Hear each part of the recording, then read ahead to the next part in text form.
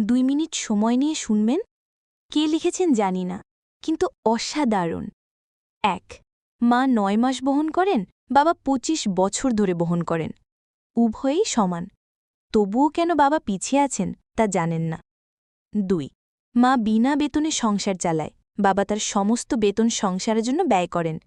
উভয়ের প্রচেষ্টাই সমান, তবুও কেন বাবা পিছিয়ে আছেন তা জানেন না। 3 মা আপনার যা ইচ্ছা তাই রান্না করেন, বাবা আপনি যা চান তা কিনে দেন। তাদের উভয়ের ভালোবাসা সমান, তবে মায়ের ভালোবাসা উচ্চতর হিসেবে দেখানো হয়েছে। জানি না কেন বাবা পিছিয়ে। 4 ফোনে কথা বললে প্রথমে মায়ের সাথে কথা বলতে চান, কষ্ট পেলে মা বলে কাঁদেন। আপনার প্রয়োজন হলেই আপনি বাবাকে মনে রাখবেন, কিন্তু বাবার কি কখনো খারাপ লাগেনি যে আপনি তাকে অন্য সময় মনে করেন না? ছেলেমেয়েদের কাছ থেকে ভালোবাসা পাওয়ার ক্ষেত্রে প্রজন্মের জন্য বাবা কেন পিছিয়ে আছে জানি না। 5 আলমারি ভরে যাবে রঙিন শাড়ি আর বাচ্চাদের অনেক জামাকাপড় দিয়ে, কিন্তু বাবার জামা খুব কম। নিজের প্রয়োজনে তোয়াক্কা করেন না, তারপরেও জানেন না কেন বাবা পিছিয়ে আছেন।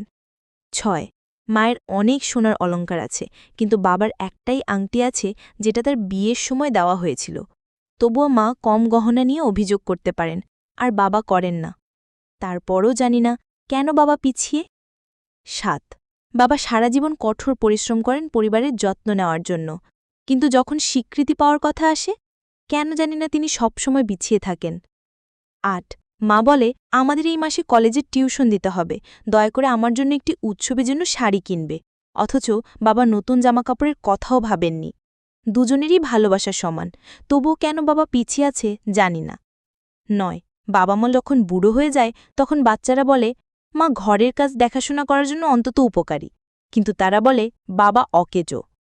10 বাবা পিছনে কারণ তিনি পরিবারের মেরুদণ্ড, আর আমাদের মেরুদণ্ড তো আমাদের শরীরের পিছনে, অথচ তার কারণেই আমরা নিজেদের মতো করে দাঁড়াতে পারছি।